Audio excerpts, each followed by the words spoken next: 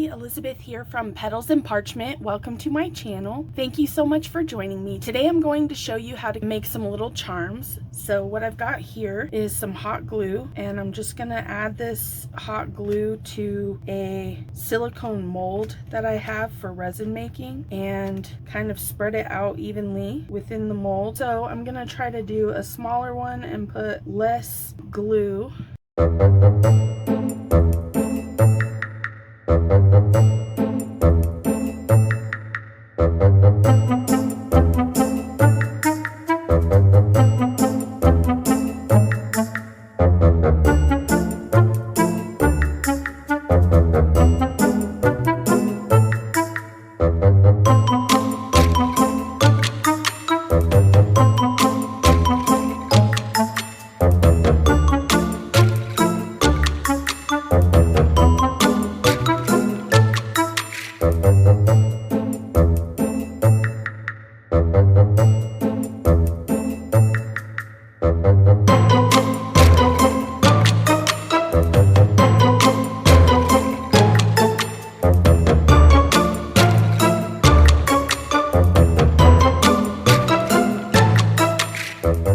I'm gonna let these dry and then I'll pop them out and we'll continue by decorating.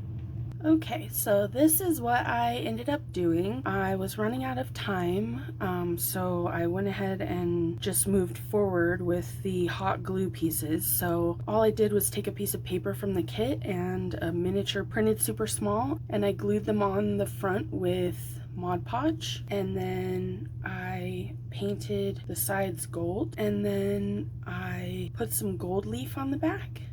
And then I covered the top with Mod Podge Dimensional Magic, and this is what I got. This cute little charm. My daughter helped me paint a few. She's 7 and she was so excited when she saw these. She wants to make some. They're super simple and easy.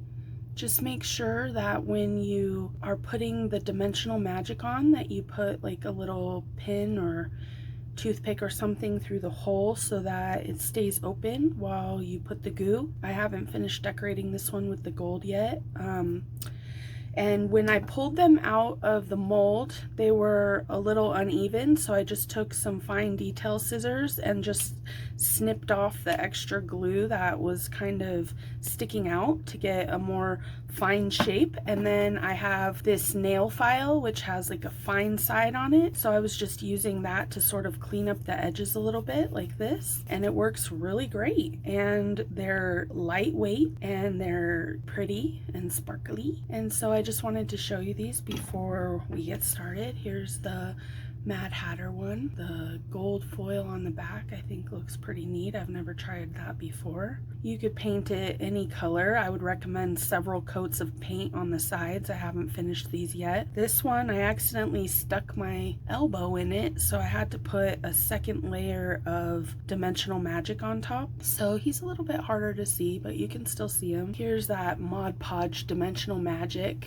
I've had this bottle for several years and I've used it quite a few times, and it works great. The tip did get clogged, so I'd recommend cleaning that after every use. I had to snip the tip off because it solidified in there, so just make sure to clean the nozzle after each use. That's a good tip. I thought we could get these ready to go on journals or perhaps as a piece of jewelry.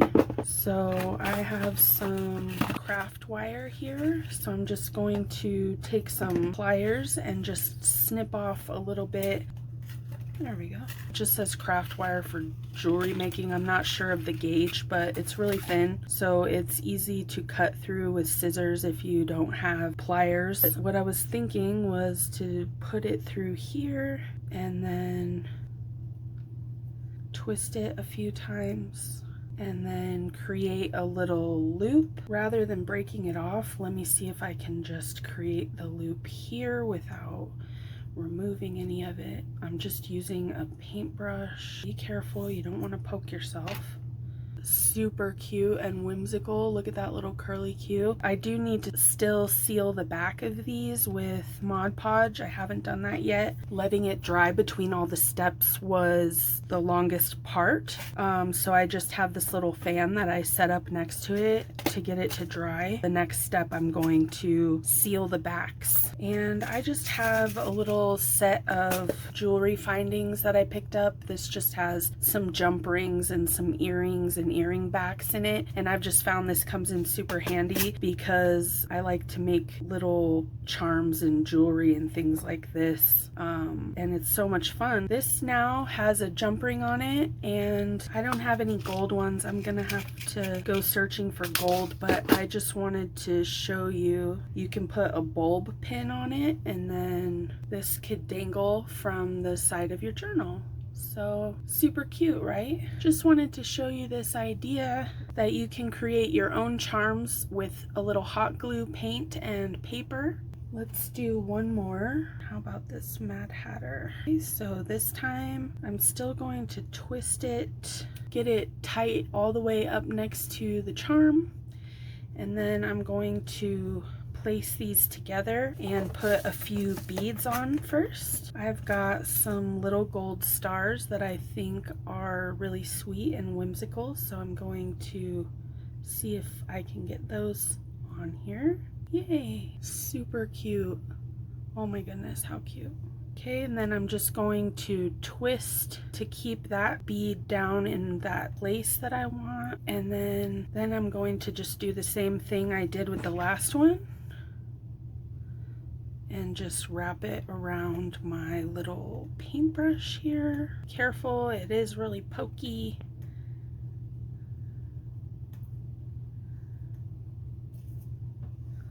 Super cute. So if you decide to make some of these, I would love to see yours. Come to the Facebook group and post with the hashtag lostinthelookingglass. We'd love to see your creativity shine. I hope everyone has a nice crafty day, and I'll see you next time. Bye! Okay, I just had to come back and show you because I continued to play with these a little bit and they turned out super cute. So I just wanted to come back and show you really quickly. I painted some stars on this one, and the Mod Podge Dimensional Magic covered the characters a little bit, so I cut out a second one, glued it on top, and then put an even thinner coat of the Dimensional Magic on top. I went back and I added extra layers of paint around the edges, added some little beads and finishing touches. These are so cool. And my daughter helped me make these. They were super easy. We're gonna do some more this weekend together where she gets to create them all on her own. This is the one she helped me paint, and then I went and added some dots around the edge and a second cat to the top, just so that you could see them a little bit better. And last, the Queen of Hearts. I think this one is my favorite with the little heart up here. And I put some glitter on the back of this one. And then painted around the edges red. And I'm really pleased with how these turned out. They're super cute, lightweight, and great for journals. I just wanted to give you a peek of what I did, and they really are completely customizable. So if you don't have a silicone mold, I know they do have some in the little resin section at the Dollar Tree if you feel like having a play for not a lot of moolah. Thank you so much everyone again for joining me. I hope you're inspired by these charms and make some yourself. Stay crafty. Bye!